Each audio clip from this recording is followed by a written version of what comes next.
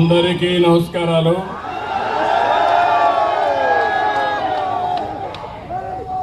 सब लोगों को सलाम लेकुम.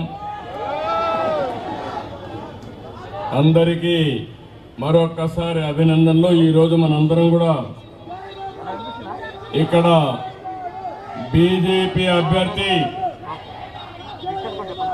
శ్రీ సంజయ్ గోయల్ ని గెలిపించడానికి ఇక్కడ సమావేశమయ్యాం. గట్టిగా చప్పట్లు కొట్టి గెలిపిస్తామని సంకల్పం చేయాలి. గౌరవనీయులు కేంద్ర మంత్రివర్యులు మనోహర్ లాల్ ఖట్టర్ గారు, గౌరవనీయులు కేంద్ర మంత్రివర్యులు సివిల్ ఏవియేషన్ శాఖ మంత్రి రామ్మోహన్ నాయుడు గారు, కేంద్ర మంత్రి పెమ్మసాని చంద్రశేఖర్ గారు, గౌరవ పార్లమెంట్ సభ్యులు శ్రీ అరుణ్ గోవిల్ గారు, గౌరవ పార్లమెంట్ సభ్యులు లావు కృష్ణదేవరాయలు గారు,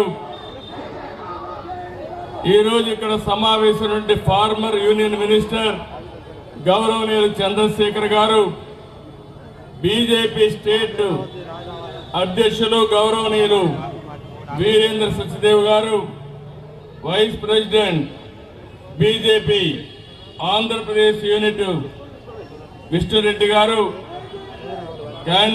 అదే మాదిరిగా జిల్లా పార్టీ అధ్యక్షులు దీపక్ గాబా గారు, జిల్లా ప్రభారి గుప్తా గారు, అదే మరి రాజేష్ సోది గారు, వేదిక పైన పెద్దలు, ఢిల్లీలో నేను ఇక్కడ వస్తున్నానంటే ప్రత్యేకంగా ఈ కార్యక్రమానికి వచ్చిన తెలుగు ప్రజానీకానికి, ఢిల్లీలో కూడా చాలా మంది ఆంధ్ర సీఎం వస్తున్నాడంటే ఏమి చెప్తాడో ఇందామని వచ్చినటువంటి మన ఢిల్లీ వాసులందరికీ మనస్ఫూర్తిగా నా నమస్కారాలు, అభినందనలు. నేను ఢిల్లీలో తెలుగు వాళ్ళు ఇంతమంది ఉంటారని ఎప్పుడూ అనుకోలేదు, కానీ ఈరోజు మీ ఉత్సాహం చూస్తా ఉంటే ఢిల్లీలో ఉండే ఒక్క తెలుగు వారు కూడా బీజేపీ కాకుండా వేరే పార్టీకి ఇయ్యరు. అన్ని ఓట్లు ఏకపక్షంగా బీజేపీకే పడతాయి. ఈరోజు ఒక్క విషయం మనం గుర్తుపెట్టుకోవాలి. ఈరోజు తెలుగు వాళ్ళు ఢిల్లీలోనే కాదు, ప్రపంచంలో అన్ని దేశాల్లో ఉన్నారు. మొన్న నేను జూరిక్ వెళ్ళాను, దావోస్కి వెళుతూ. నేను వెళుతున్నానంటే 600 మంది సమావేశమయ్యారు.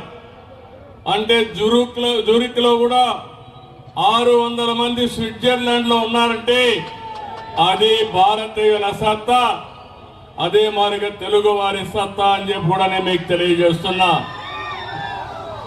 ఈరోజు మనం చూస్తే నేను దావోస్కి వెళ్ళాను. నేనే కాదు, మహారాష్ట్ర సీఎం, అదే మరి మిగిలిన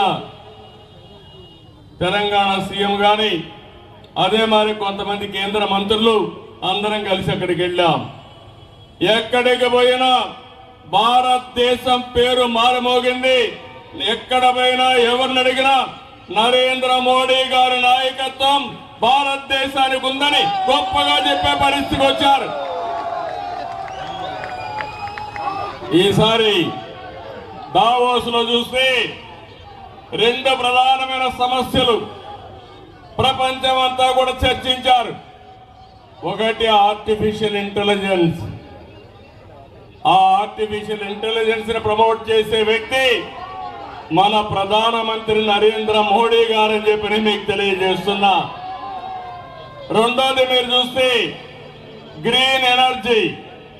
ప్రపంచం అంతా కూడా గ్రీన్ ఎనర్జీ వైపు పోయి వాతావరణ కాలుష్యాన్ని కాపాడే పరిస్థితికి వస్తున్నారు.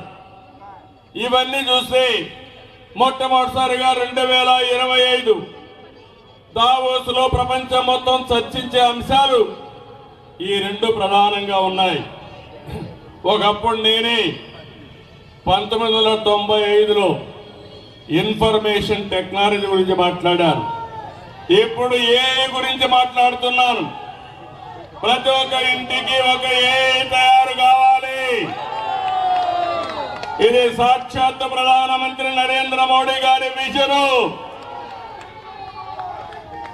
ఈ రోజు మీరు ఒక విషయం గుర్తుపెట్టుకోవాలి. ఢిల్లీలో ఉండే ప్రజలందరూ ఆలోచించాలి.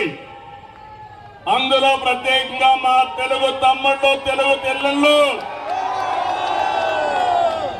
ఢిల్లీలో ఇంటింటికి వెళ్ళాలి. బీజేపీ గెలుపు దేశ చరిత్రకి ఒక మలుపని చెప్పాల్సిన బాధ్యత మీ అందరిపైన ఉంది. ఈరోజు మనందరం కూడా ఒక హిస్టారికల్ అకేషన్ లో ఉన్నాం. నేను ఎందుకు ఈ మాట మాట్లాడుతున్నానంటే, ఐటీలో మనం మొట్టమొదటిసారిగా ముందడుగేశాం. భారతీయుల్ని డిఫీట్ చేసే వాళ్ళు ప్రపంచంలో ఎవరూ లేరు. రెండోది, యువత మా తమ్ముళ్ళు ప్రపంచం అంతా దూసుకుపోయే పరిస్థితికి వచ్చారు. భారతదేశానికి డెమోగ్రఫిక్ డివిడెండ్ అంటే యువత ఒక పెద్ద ఆస్తిగా తయారైంది. మూడోది, సరైన నాయకుడు మన దేశానికి సరైన సమయంలో ఉన్నాడు. అదే నరేంద్ర మోడీ. ఈ మూడు వల్ల మీరు ఒకసారి చూస్తే దేశం దూసుకుపోయే పరిస్థితి వస్తా ఉంది. ఈరోజు ఆర్థిక వ్యవస్థలో ముందున్నాం, టెక్నాలజీలో ముందున్నాం. ఈరోజు ప్రపంచం మొత్తం భారతదేశం యొక్క బ్రాండ్ మారుమోగుతా ఉందంటే దానికి కారకుడు నరేంద్ర మోడీ అని చెప్పి మీకు తెలియజేస్తున్నా. అందుకని 11 ఏళ్లుగా మీరు చూశారు. 11 సంవత్సరాల్లో మీరు చూస్తే సంక్షేమం, అభివృద్ధి, సంస్కరణ మీద నరేంద్ర మోడీ గారు దేశాన్ని శరవేగంతో ముందుకు తీసుకుపోయే పరిస్థితికి వచ్చారు. 2047 వికసిత్ భారత్. ఆ రోజుకి మీరు చూస్తే ఇండియా నెంబర్ 1 గా తయారవుతుంది. భారతీయులు ప్రపంచంలోనే శక్తివంతమైన జాతిగా తయారవుతారు. ఎన్నో సంవత్సరాలు లేదు, 24 సంవత్సరాలే తమ్ముళ్ళు, మీరందరూ గుర్తుపెట్టుకోవాలి. అయితే ఇవన్నీ ఒక ఎత్తు, ఢిల్లీకి వస్తే మాత్రం చాలా బాధ కలుగుతుంది నాకు. ఇప్పుడే ఢిల్లీకి వస్తామంటే చూశాను.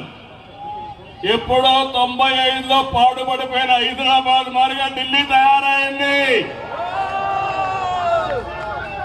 ఎవరు కారణమని నేను అడుగుతున్నా మిమ్మల్ని అందరినీ.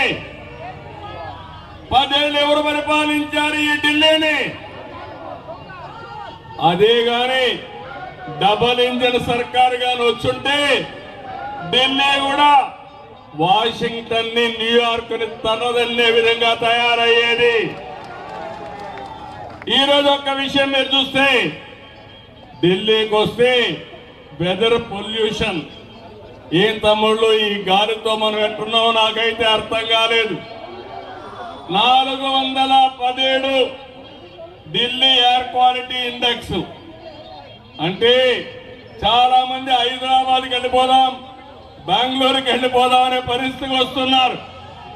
దానికి కారణం ఇక్కడ పరిపాలించిన పాలకులు అని చెప్పి కూడా నేను మీకు తెలియజేస్తున్నా. ఒక పక్కన వెదర్ పొల్యూషన్, రెండో పక్కన పొలిటికల్ పొల్యూషన్ కూడా తయారైపోయింది ఢిల్లీలో. అవునా కాదా తమ్ముళ్ళు అని మిమ్మల్ని అడుగుతున్నా. ఈ రెండు కలిపి ఢిల్లీ కలుషితమైపోయింది. నేను అందుకనే మిమ్మల్ని అందరినీ ఒకటే కోరుతున్నా, అభివృద్ధి రాజకీయాలు, మంచి జీవన ప్రమాణాలు మీ జీవితాల్లో రావాలంటే మళ్ళీ మనమందరం కమలాన్ని గెలిపించుకోవాల్సిన అవసరం ఉంది. కమలంగాని గెలిస్తే ఢిల్లీ బాగుపడుతుందని చెప్పి కూడా నేను మీకు తెలియజేస్తున్నా. రాజధాని ఢిల్లీ, మనం గర్వపడే విధంగా రాజధాని ఉండాలి. ఎవరైనా సరే ఆలోచించేది మన ఇల్లు బాగుండాలి, మన దేశ రాజధాని బాగుండాలి, మన రాష్ట్ర రాజధాని బాగుండాలని కోరుకుంటాం.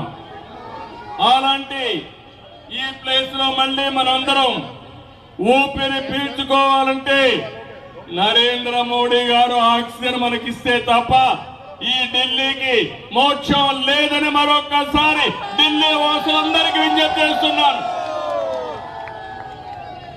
అందుకే వికసిత్ భారత్ లో భాగంగా ఈ రోజు మీరందరూ గుర్తుపెట్టుకోవాల్సింది